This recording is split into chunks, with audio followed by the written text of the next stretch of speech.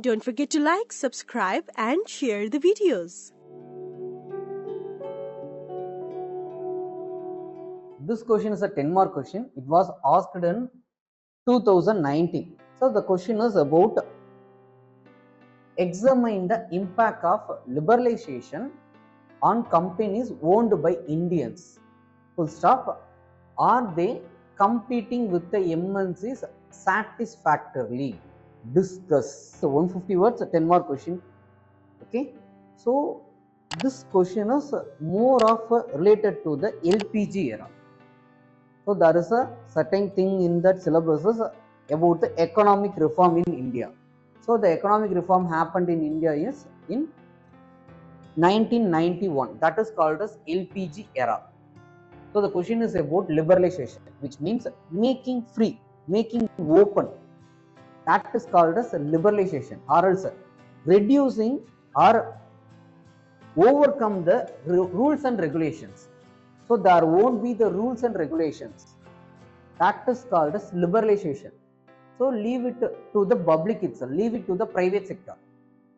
So that is called as liberalization. So in this question, your intro should be more of about what is liberalization. That is simple thing you can say.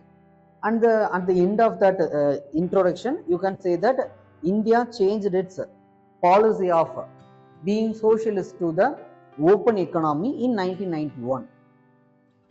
Be closer to the open economy in 1991. At that scenario, we adopted the liberalization, privatization and the globalization. So you can simply say what is liberalization.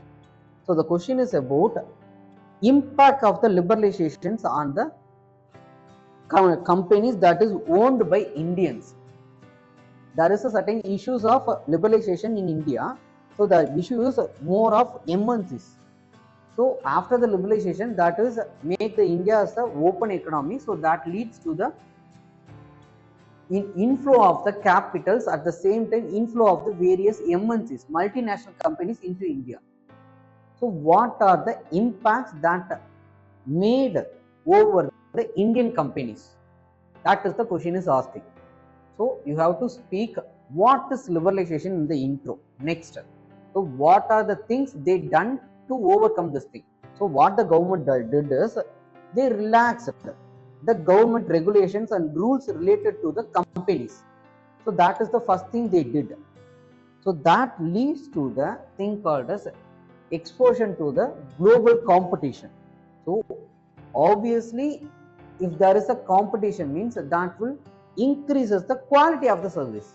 So that is the benefit for the people.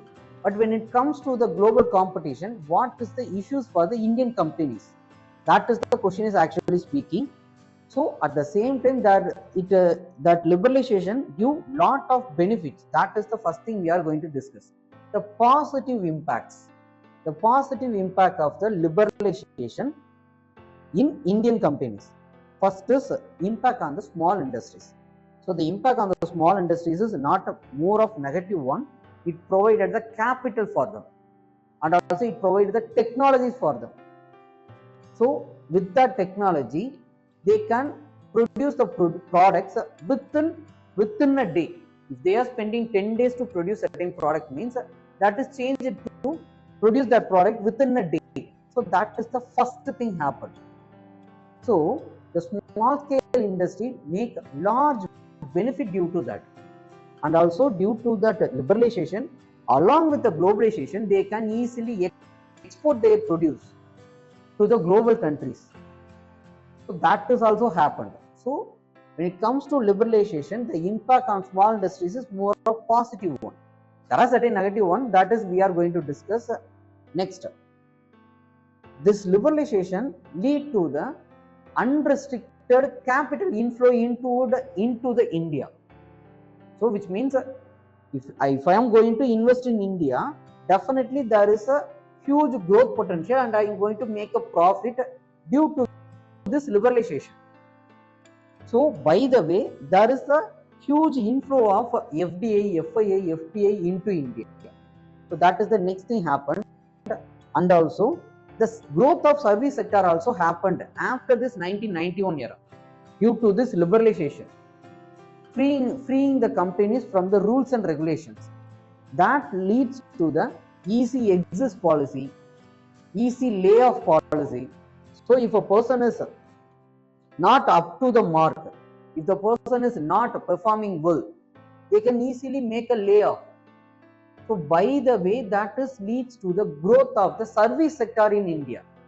So only if the person who are related to the software industry means they have to be more updated. So that is the industry, service industry is demanding. Next, there is the growth of the tourism industries after this liberalization. That is also happened. And also outsourcing. That is the next major thing. After this liberalization only, that developed countries, what they did is they outsource certain things to this developing nations, third world countries. India is more of, they are more able to speak in, they are better in the communication skills. By the way, that lead to the outsourcing of certain services towards India. That is also happened. And also there is a transfer of machines, mechanizations also happened in the agriculture sector. That is also happened due to this liberalization, because most of the industries come to India and they establish certain machineries related to the agriculture sector, because more people are reside in the agriculture sector. So modernization of agriculture sector have the huge potential. So there is the establishment of industries related to the agriculture sector also happened. So these are the benefits of this liberalization in India. Then, so but there is certain issues that are affecting this Indian companies by this liberalization. That are the things are unequal competition. That is the most important thing, because when it comes to the global player like MNCs, they have the huge capital, they have the huge human potential, they also have the huge technologies. When it comes to these kinds of player, we can't, the companies who are in a mini level, they can't compete, they can't compete with that MNCs. Best example is, for example, the Coca-Cola and Pepsi. Before the advent of this Coca-Cola and Pepsi into India, there are many small scale industries or a small level Indian companies. They make this cool drinks.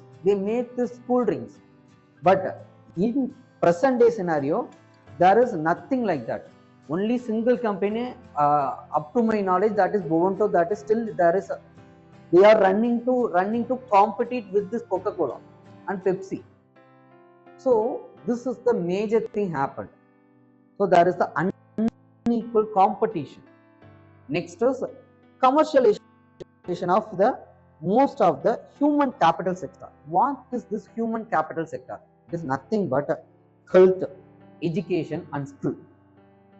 After this liberalization, most of the investments or most of the companies or most of the foreign companies focused on this human capital sectors. They established the schools, hospitals, skill development organizations. So by the way, that certain things that are needy for the or essential for the human growth become more commercialized. So that is the major negative. That is the one of the major negative of this liberalization.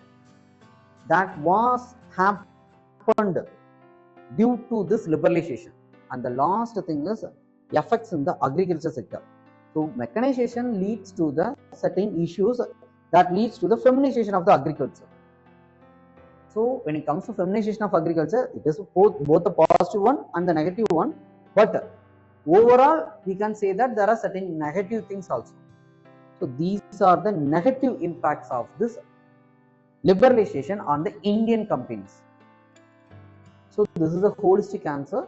At the end, you can say that even though there are negative issues, we are overcoming it and we are performing well.